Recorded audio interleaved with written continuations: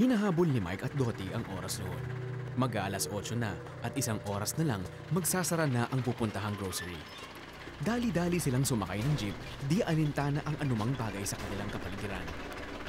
We were just into each other. We were just talking. The usual talk, the usual manner. Very casual.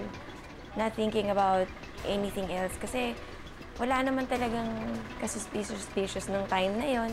Di napuno ang jeep na kanilang sinasakyan. Sa kanang bahagi ng jeep sila umupo. 3 tao ang layo sa pinakamalapit na pasahero. May kalakihan ang pangangatawan ni Mike. Mag-aalangan ang kahit sino na lumapit sa kanya. Kaya naman ikinagulat nila ang sumunod na nangyari. Nag-move yung mama doon. Umusog siya punta sa akin, tapos umusog siya ulit. 2 beses siya umatras.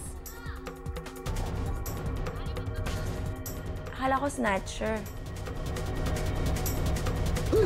Bumaba yung mama. Nakita pa namin yung mama eh. Naglakad lang siya dun sa gilid ng simbahan. Tapos sabi niya, may tama yata ako. Nung pinihit niya yung body niya, wala actually bleeding. Walang bleeding eh. May 2 stab. Tapos sabi niya, kaya mo ba itong ayusin? Inakala ni Mike noong una na maliit na hiwa lamang ang tama niya. Ngunit dahil isang nurse si Dottie, napansin niyang mapanganib na ang kalagayan ni Mike. Wala man akong blood pressure na namomonitor, pero hindi na maganda, hindi na normal yung vitals niya, kasi hawak ko din yung pulse niya. Hindi na siya tamang, masyado na siyang mabilis, tapos namumutla na siya. Pinaripas ng driver ang takbo ng jeep upang umabot si Mike sa ospital. Sa mga panahong iyon, daing at panalangin sa Diyos ang pinanghawakan ni Dottie para mailigtas ang asawa. Time na yon, I was just praying na sana ano lang to, minor lang. Kung hindi man minor, ikaw nang bahala God kasi hindi ko naman talaga alam lahat ng gagawin ko. 10 minuto lang ang biyahe patungong ospital. Ngunit sa bawat minutong pumapatak, unti-unti ring nauubos ang lakas ni Mike. Bagamat ganun ang sitwasyon, di nawala ng pag-asa si Dottie. Sabi niya, okay pa. Tapos mararamdaman mo, bigla siyang babagsak. Pagdating sa ospital, agad na inasikaso si Mike ng mga doktor. Siniguro ni Dottie na gagawin ng mga doktor ang lahat upang mailigtas si Mike. Ngunit di lamang sa kakayanan ng sarili at doktor nagtiwala si Dottie. Hindi ko naisip. Hindi ko inisip kung ano man yung pwedeng isipin na hindi maganda. Basta iniisip ko, ito yung best ko. May promise si God sa family ko.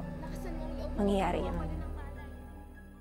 Nang maramdaman ni Dottie na stable na si Mike, lumabas na ito at hinayaan ang mga doktor na gawin ang kailangang gawin. Ngunit lumabas ang doktor at ikinatakot ni Dottie ang kanyang sinabi. Patay na siya noon actually. Nung nag-zero BP siya. Kaya nila yun. Kaya ba nila? Ginagawa na nila lahat.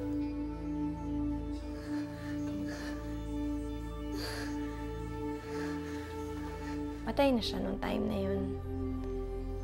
Kailangang umalis ng surgeon para gawin ng anesthesiologist yung part niya to revive him. Kahit ganun man ang sitwasyon, alam ni Dottie na inihanda siya ng Panginoon sa mga pangyayaring iyon at di pababayaan ng Panginoon si Mike. Yun yung snap moment ko na, God, ikaw ang in control. I did my part, they're doing their part. Everybody's doing their part, everybody's praying and interceding, pero it's all up to you. Alam ko, marami ka pang plans. Na-revive ng mga doktor si Mike, ngunit tinamaan ang large intestine at liver ni Mike. Kailangan nang tanggalin yung kidney. Ganun yung extent nung tama sa kanya. Isa yun. Tapos yung pangalawa, sabi, Dots, tanggal na yung kidneys. Tumudugo pa rin. So, naghanap kami. Kailangan naming tanggalan pa ng large intestine si Mike. Sabi nila, kung gagawin natin to, baka magkaroon pa siya ng isang butas. Yung tinatawag natin colostomy. Imbis na dudumi ka sa dapat labasan niya, dito na siya lalabas. So high maintenance yun. Everyday yun. Usually ang patients, ang nagiging issue nila doon, dahil meron silang colostomy, is yung self-esteem nila. Siyempre may orifice na nakalabas, tinitend mo yon, sometimes umaamoy yon kasi naiipon dun yung may bag nung kadudumi. Yun yung pinapakita sa akin ng surgeon na posibleng mangyari as complication dahil dun nga sa inoperahan sa kanya. Bagamat imposible ang maging normal na muli si Mike, pinatunayan ng Panginoong Diyos na walang imposible sa kanya. Dalawang dulo ng bituka, binawasan nila. So, pinagdikit na yon, ang inaantay na lang is mag-heal ng maayos. Na-bless kami dun sa procedure na yon dahil first yun in the Philippines. And because of Mike, a lot of people were also blessed kasi they don't have to undergo through another surgery if there's a trauma sa intestine nila.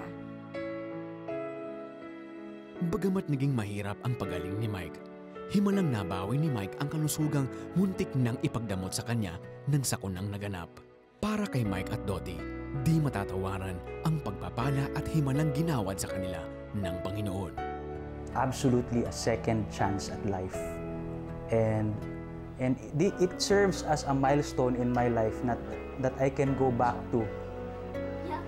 Na-realize ko na kahit na gaano ka kagaling, kahit na anong estado mo sa buhay, pag si God yung nakialam sa life mo, siya talaga yung in control. Isang mensahe ang hatid ni Mike at Dottie sa taong nakagawa sa kanila ng pananakit. So kung meron kaming ginawa na any move that would have triggered him to do that, then we're sorry. We're so sorry. If he's listening now, I would like to say then na I release you from the thing that you've done to me, and I'd like to say then na I forgive you, brother. Lumapit ka na sa Diyos, no? At minamahal ka na ni Jesus. Tayong lahat po.